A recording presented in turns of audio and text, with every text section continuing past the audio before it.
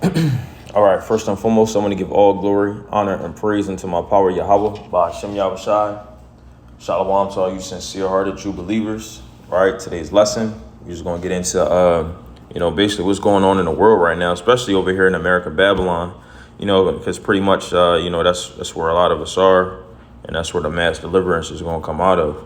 But right now, I'm gonna play this video. I got two videos, which I only play like a minute, maybe even two out of a video, and then y'all can watch the rest for yourselves. But Epic Economist, it says the coming wave of evictions is more than a housing crisis, right? Because now, right, it really becomes a crisis when not just the poor is actually feeling it, because everybody is used to, Jake going through it and Jake not having enough. But the reason why it's really becoming, this big thing with mass evictions and whatnot, and because it's becoming at more of an alarming rate, and it also is touching a lot of these middle class Americans who wouldn't normally fall below that poverty line, but now they're feeling it. So now it becomes a problem just with the opioid epidemic. It wasn't a problem when it was the crack epidemic or when it was touching, Jake and in Jake neighborhoods, right? But once it started infested, these Edomites, down there in Kensington and all these different neighborhoods and whatnot, then it became a problem. But we understand that this is affecting America as a whole, and this is how we know, right? Especially when these Edomites, which are well off to a certain extent, are actually getting in touch with this now. So I'm gonna play this real quick, and we're gonna get into the precepts. A devastating wave of evictions is about to hit the United States, and this is more than a reflection of the dire housing crisis the country is facing, but proof that we are in a rigged system that doesn't allow us to build equity through home ownership and continues to force us into renting properties that are getting increasingly more expensive and precarious at the same time. Right now, distortions are getting so extreme in the rental market that evictions in middle-class suburbs are rising faster than in lower and upper-income neighborhoods. Our middle class is being hollowed out, and poverty levels are on the rise again. Today, virtually everyone in the country is cost-burdened by rent. And experts are warning that housing insecurity will be the future of the vast majority of the U.S. population, as affluent investors control 40% of single-family rental homes and hike rent prices to astronomical heights. We have a lot to cover today. All right, so y'all see that, right? Just a lot of information is just in 1 minute, right? So basically, you see how it's touching these middle-class Americans now, right? And I believe I heard somewhere that the middle class America is like the driving force of America, because they pay like majority of the taxes, because the rich they rarely pay any taxes, and then the lower income people in society they don't have much to be taxed on, right? So I'm gonna go ahead and play this video real quick, just also showing you all these things are happening at once. The video from yesterday talking about the food. The problem with the cattle and whatnot, coming in the next couple of months. The housing eviction crisis and rental increases, right? Hitting the middle class and whatnot. And now also gas is about to be up on the rise too, right? It says people will panic when gas prices surge to $7 a gallon in the coming weeks. Over time, check it out. Prepare to see gas prices surge to nearly $7 this driving season. A supply and demand crisis is gripping the market right now, and the national inventory is falling short of experts' estimates for this time of the year. A few weeks from now, paying $4 per gallon of gasoline will become the reality for millions of Americans. And executives in the industry are pointing to higher pressure on crude oil markets, refinery disruptions, and increased volatility as the drivers of the coming price spike that could push the cost of a gallon of gasoline to double or triple in many states in the coming months. We have a lot to cover in this video. All right, so y'all hear that? Right, so we got gas on the rise. Right, we got beef becoming a luxury food item, food purchase. Right, there's going to be a scarcity of food. You got housing, right, which is going to be a scarcity of housing, like food. What did it say? Housing stability or something like that will be, a problem in 2023, man. So you see all of these things leading towards 2023 not doing very good financially and just economically, as a whole. And this is the Heavenly Father causing this place to deteriorate, and these people, they're starting to feel it in their pockets, man. Their wealth that they counted on before is starting to be deteriorated, man. And ultimately, it's the Heavenly Father, man. All right. And then look, as we talk about this, right, one of the headlines is 7 key takeaways from President Biden's $6.9 trillion dollar new budget. Yo, this is crazy. This man just keeps spending money, right? And like this is a beautiful thing because it's going to cause further inflation, right? So I have this right here in James 5:1. It says, "Go to now, you rich men, weep and howl for your miseries that shall come upon you." Right? It says, "Your riches are corrupted, and your garments are moth-eaten." I'm gonna read this in the NLT. I like it a little bit better. Right? It says, "Look here, you rich people, weep and groan with anguish because of all the terrible troubles ahead of you.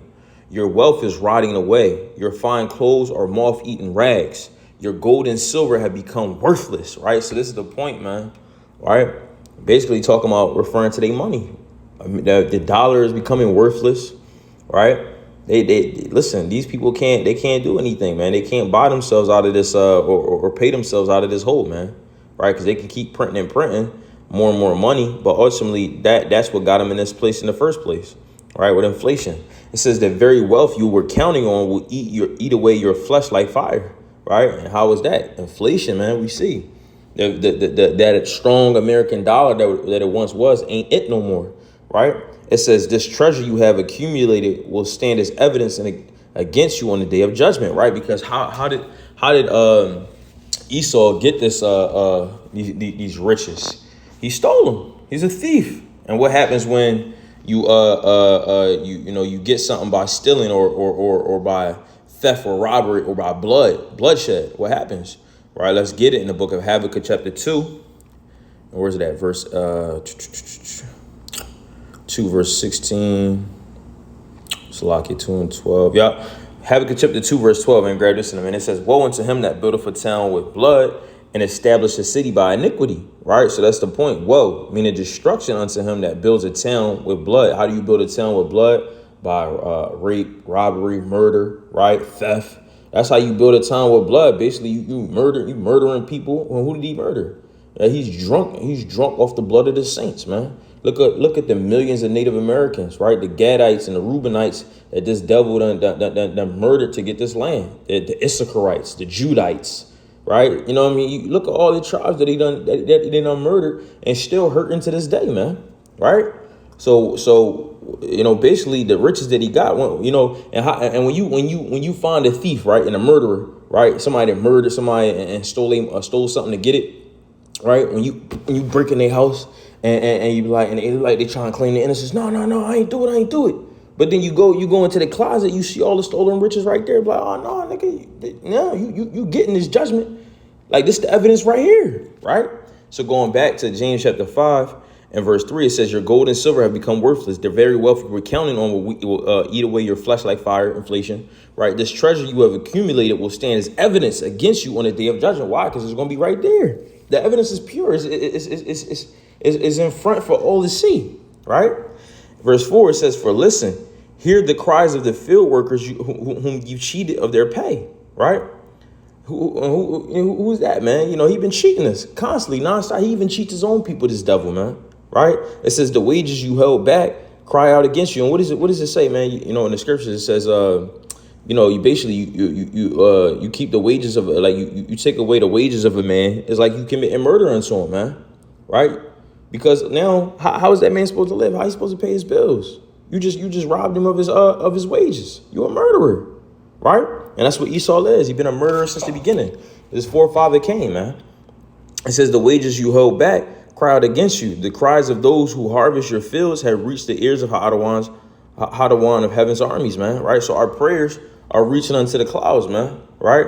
Because like it says right here in Surah 35, and this is why our brothers got to continue to throw up prayers, for the Heavenly Father to deliver us, and then also throw out curses, against these devils, man, against this wicked, abominable nation, right?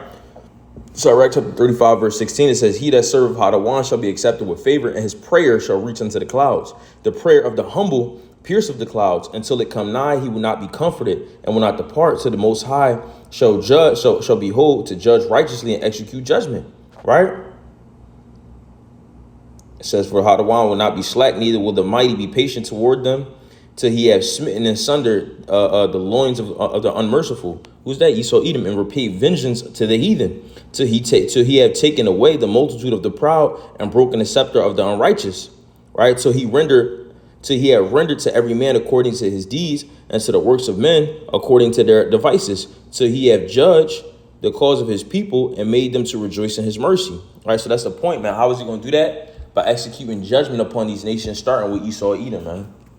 All right, so going back to James 5, it says, "You have spent your years on earth in luxury, satisfying your every desire.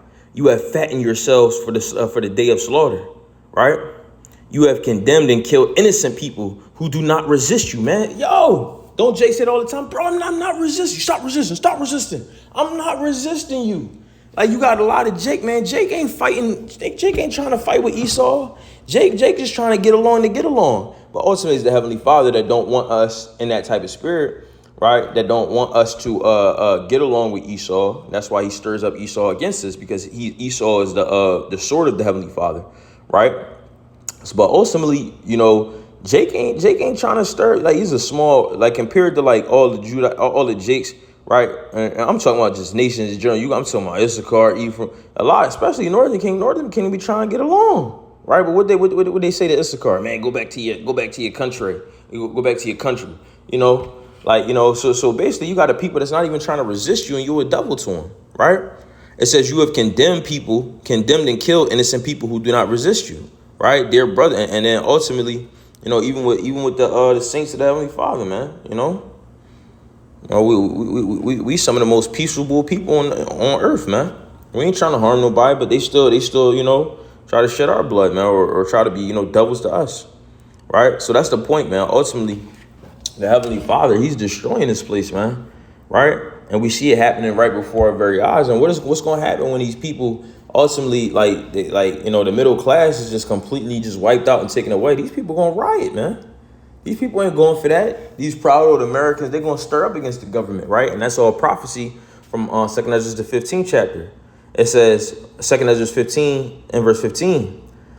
I'm sorry, verse 14. It says, "Woe to the world and them that dwell therein, for the sword and their destruction draweth nigh, and one people shall stand up and fight against another, swords in their hands. For there shall be sedition among men." Right? Sedition is what? Uprising, rebellion against authorities, governments, right? Right? It says, "And invading one another, they shall not regard their kings nor princes, and the course of their action shall stand in their power."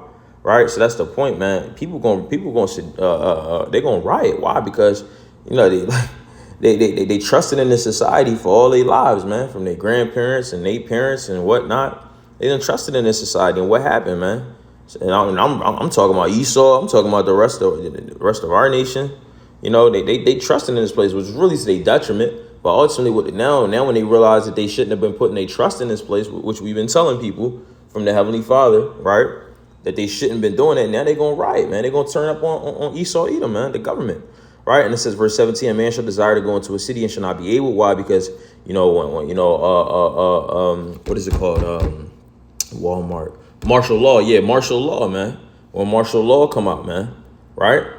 People not going to be able to go to and fro. Verse 18, "For because of the pride of the cities, because of their pride, the city shall be troubled, and the houses shall be destroyed, and men shall be afraid." Why? Because people are going to be running into different people's homes, trying to take each other's goods, right? Verse 19, and right here, this explains it. "A man shall have no pity upon his neighbor, but shall destroy their houses with the sword and spoil their goods because of the lack of bread and for great tribulation."